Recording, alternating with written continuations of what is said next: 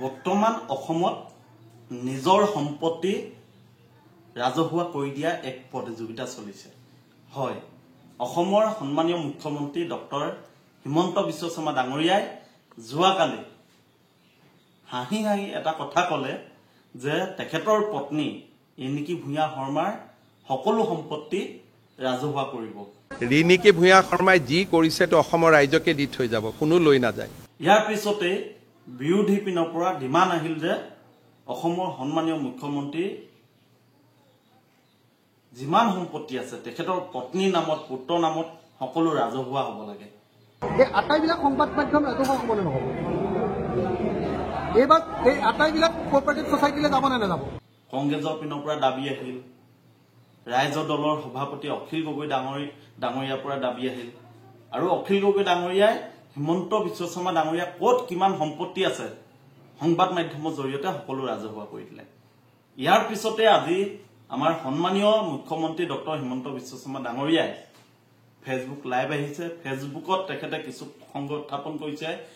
হজৰত মহম্মদৰ মিঠাই খোৱা কাহিনীৰ পৰা ধৰি অখিল গগৈ ডাঙৰীয়াৰ নেতৃত্বত গঢ় লৈ উঠা যি অৰ্কিড পাৰ্ক আছে, এই পাৰ্কখনলৈকে আমাৰ সন্মানীয় মুখ্যমন্ত্ৰীগৰাকীয়ে আজি ফেচবুকৰ জৰিয়তে কিছু বক্তব্য ৰাখিছে আৰু তেওঁ ক'ব খোজে যে তেওঁৰ পত্নীয়ে সকলো সম্পত্তি ৰাজহুৱা কৰিব, কিন্তু অনবৰতে মুখ্যমন্ত্ৰীৰ পিছত লাগি থকা, মুখ্যমন্ত্ৰীক প্ৰতিদিনে আক্ৰমণ কৰি থকা, সম্পত্তি ৰাজহুৱা কৰিব লাগে বুলি কৈ থকা সেই লোকসকলে নিজৰ সম্পত্তি ৰাজহুৱা কৰিবনে?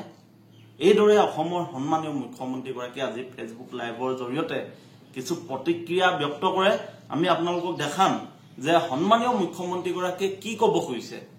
লগতে তেখেতে হজৰত মহম্মদৰ সেই মিঠাই খোৱা কাহিনীটোৰ পৰা গৈ অখিল গগৈ ডাঙৰীয়াৰ নেতৃত্বত কাজিৰঙাত গঢ় লৈ উঠা অৰ্কিড পাৰ্কখনলৈকে কি ক'ব খুজিছে। যোৱাকালি মই এটা কথা কৈছিলো যে ৰাজনীতি কৰা মানুহসকলে আমি যদি কিবা জীৱনকালত কিবা কৰিছো আমিতো ৰাইজক দি থৈ যাব পাৰো। হজৰত মহম্মদৰ এটা কথাই মোৰ জীৱনক বহুত ধৰণে প্ৰভাৱিত কৰে যে কাৰোবাক মিঠাই খাবলৈ হাক দিয়াৰ আগতে আমি নিজে মিঠাই খোৱাটো বন্ধ কৰিছো নে নাই। ৰাতিপুৱাৰ পৰা কংগ্ৰেছ দলৰ প্ৰেচিডেণ্টসকলে, কংগ্ৰেছ দলৰ প্ৰাক্তন মন্ত্ৰীসকলে, অখিল গগৈ ডাঙৰীয়াই কৈ আছে নহয় সোনকালে সোনকালে দি দিয়ক, আপোনালোকৰ কথা মতে কাম কৰিম। কিন্তু আপোনালোকে মোক মিঠাই খাবলৈ হাক দিয়াৰ আগতে নিজে মিঠাই খোৱা বাদ দিলে নে নাই? আপোনালোকৰ কোনটো সম্পত্তি ৰাইজৰ কাৰণে দিব সিদ্ধান্ত ল'লেনে? অৰ্কিড পাৰ্কখন কেতিয়া ৰাইজক গতাই দিব তাৰ সিদ্ধান্ত ল'লেনে? আৰু লগতে আমি জনাই থওঁ যে কাজিৰঙা যি অৰ্কিড পাৰ্ক আছে, এই অৰ্কিড পাৰ্কখন ৰাজহুৱা সম্পদ। এই পাৰ্কখন কাৰো ব্যক্তিগত নহয়। এই পাৰ্কখনত অখিল গগৈ কেৱল চেয়াৰমেনহে।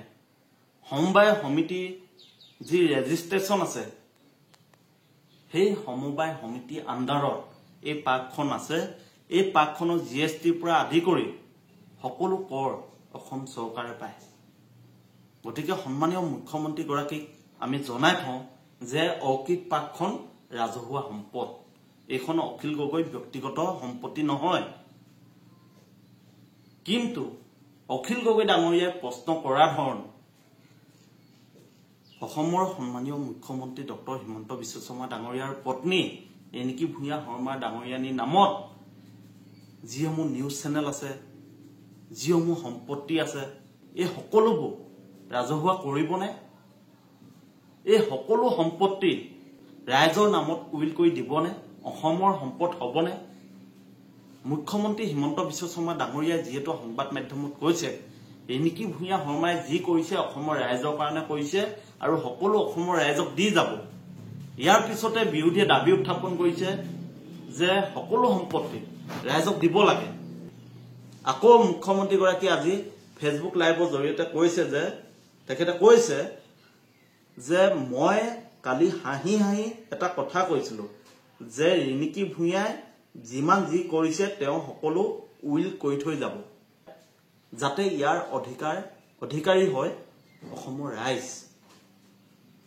মুখ্যমন্ত্ৰীগৰাকী আজি ফেচবুকত পুনৰ বিৰোধী কটাক্ষ কৰি তেখেতে কৈছে আৰু হজৰত মহম্মদৰ মিঠাই খোৱা কাহিনীৰ পৰা ধৰি অখিল গগৈ অকৃত পাৰ্কলৈকে তেখেতে কৈছে গতিকে ৰাইজে জনাব যে অসমৰ মুখ্যমন্ত্ৰীগৰাকীয়ে ফেচবুকত আজি যি লাইভ আহিলে আপোনালোকক আমি দেখাই আছো শুনাই আছো যে তেখেতে কৈছে যে তেখেতৰ পিছত লাগি থকা সকলে নিজেও অলপ ৰাইজক দিব লাগে হয় কথাখিনি তাৎপৰ্য আছে আপোনালোকে বিচাৰ বিশ্লেষণ কৰিব আমাক মতামত জনাব